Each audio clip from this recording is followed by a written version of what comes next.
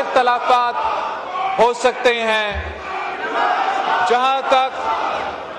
اس ملک کی سلامتی کی بات ہے، جہاں تک اس ملک کے دشمن اور مخالفوں کی بات ہے، اور جہاں تک ان دہشت گردوں اور ان درندوں کے مقابلے کرنے کی بات ہے، تو نہ صرف اس پورا ہاؤس کو ایک ہونا چاہیے مگر اس پورا ملک کو ایک ہو کے ان کا مقابلہ کرنا پڑے گا۔ اور انشاءاللہ تعالی جناب اسپیکر، کہ ایک بار پھر تو دہشت گرد اپنے سر تو اٹھا رہے ہیں، مگر شکر الحمدللہ پاکستان نے پہلے بھی ان دہشت گردوں کو شکست دلوائے۔ پاکستان کے افواج نے، پاکستان کے سیاستدانوں نے، پاکستان کی سول سوسائٹی نے اور پاکستان کے عوام نے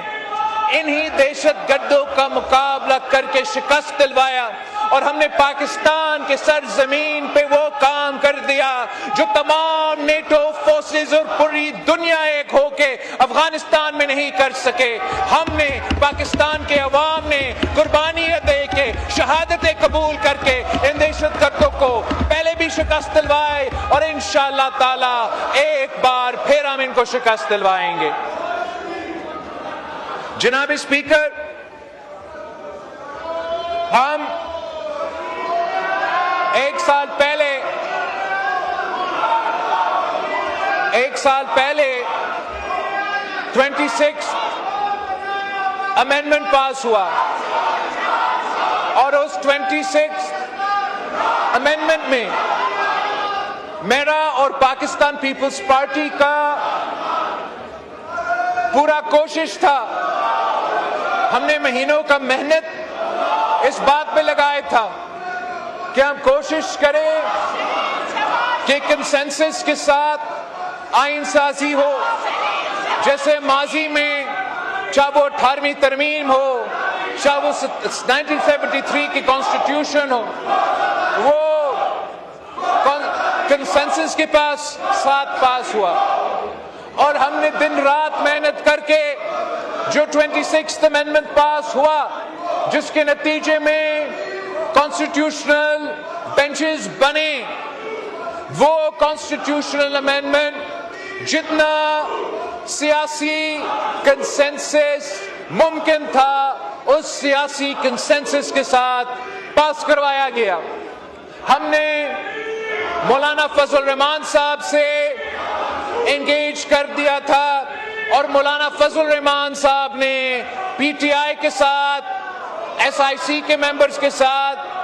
باقی ہمارے اپوزیشن بینچز پہ بیٹھے ہوئے جو دوست، ان کے ساتھ انگیج کر کے ایک کنسنسس بنایا۔ اور میں آن دا ریکارڈ اس بات کو دہرانا چاہوں گا کہ جب کانسٹیٹیوشنل بینچز بنے تو نہ صرف مولانا فضل الرحمان صاحب بھی ساتھ تھا، مگر ووٹ دیے بغیر پاکستان تحریک انصاف بھی ساتھ تھے۔ پاکستان تحریک انصاف کے اعتراضات کے بعد پچھلی دفعہ ہم نے آئینی عدالت کے بجائے آئینی بینچ بنایا۔ تحریک انصاف کے اعتراضات کے بعد پچھلے دفعہ ہم نے موجودہ جو اس وقت کا چیف جسٹس بیٹھا تھا اس کو نیا کانسٹیٹیوشنل کورٹ کا سربراہ وہ نہیں بن سکا۔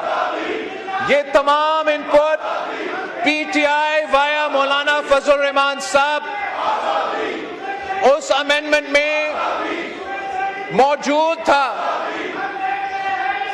یہاں تک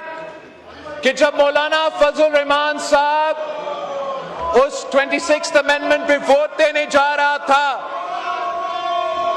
اس نے پی ٹی آئی سے اجازت مانگا کہ اگر آپ اجازت دیتے ہو تو پھر میں اس پہ ووٹ ڈالنے جاؤں، آپ اگر منع کرتے ہو تو میں ابھی بھی ووٹ نہیں ڈالوں گا۔ انہوں نے ہم سب کے سامنے مولانا صاحب کو اجازت دیا، اور آئینی ترمیم 26th امینڈمنٹ ہو گیا تھا، مکمل ہوا، ہم نے وہ اس مرحلہ سے گزرا۔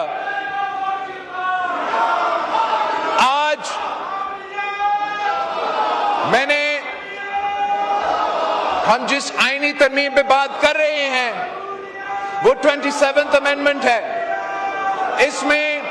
ہم نے جو تبدیلیاں 26th امینڈمنٹ میں لے کر آئے تھے وہ جو چارٹر آف ڈیموکریسی کے نامکمل وعدے تھے وہ ہم مکمل کرنے جا رہے ہیں. کانسٹیٹیوشنل کورٹ بنانے جا رہے ہیں اور ساتھ ساتھ جو آرٹیکل 243 میں جو بھارت کو شکست دلوانے کے بعد آپ نے یہ فیصلہ کیا کہ وہ ہمارا آرمی چیف آف سٹاف کو فیلڈ مارشل بنائیں گے. ہم نہ صرف اس فیلڈ مارشل کی رینک کو عہدہ کو آئینی تحفظ دلوا رہے ہیں مگر جو ڈیفنس کی ہمارا آئین میں جو ڈیفنس کے انسٹیٹیوشنز میں ادارے ہیں ان کے بارے میں کچھ ترمیم لے کر آ رہے ہیں. پاکستان پیپلز پارٹی اور میں یہ سمجھتا ہوں کہ کسی امینڈمنٹ کا اصل اسٹرینتھ کسی لیجسلیشن کا اصل اسٹرینتھ یہ نہیں ہوتا کہ وہ کتنا بھاری اکثریت سے آپ وہ آئین سازی یا لیجسلیشن میں ترمیم لے کر آتے ہو. کسی آئین کا قوت کسی لیجسلیشن کا قوت تو اس سے وہ اس اکثریت سے نہیں ملتا. وہ پولیٹیکل کنسنسس جتنا ہے اس پولیٹیکل کنسنسس سے اس آئین سازی کو اور اس کو قانون سازی کو قوت ملتا ہے طاقت ملتا ہے. اگر آج 1973 Constitution is the undisputed unanimous Constitution of Pakistan تو وہ صرف اس لیے جناب اسپیکر کہ اس ہاؤس میں قائد عوام شہید ذوالفقار علی بھٹو کے وقت تمام سیاسی جماعتوں نے ایک ہو کے وہ آئینی ترمیم پاس کروایا اور اس کنسنسس کی وجہ سے وہ کوئی آمر بھی آئے وہ کوئی سیاستدان بھی آئے وہ چاہے بھی سے تو وہ 1973 کانسٹیٹیوشن کی وہ کنسنسس نہیں توڑ سکے. جب مسلم لیگ نواز نے جب پاکستان پیپلز پارٹی نے ایک اور آمریت کا مقابلہ کر کے ایک آمر کو شکست دلوا کے حکومت سنبھالا تو ہم نے 18ویں ترمیم پاس کروایا. وہ 18ویں ترمیم نے صوبہ خود مختاری صوبے کو حقوق دلوائے ہمارا جمہوریت میں فنڈامنٹل ریفارمز لے کر آئے اور وہ کنسنسس کی وجہ سے اس 18th امینڈمنٹ میں اتنا طاقت ہے کہ جناب اسپیکر کسی کا باپ بھی چاہے وہ 18ویں ترمیم کو ختم نہیں کر سکتے آج دن تک ختم نہیں کر سکتے. اور وہ اس لیے کہ اس 18ویں ترمیم پہ نہ صرف پیپلز پارٹی کی دستخط ہے مسلم لیگ نواز کا دستخط ہے مگر تمام سیاسی جماعتیں اتفاق رائے کے نتیجے میں وہ آئینی ترمیم لے کر آئے. 26th amendment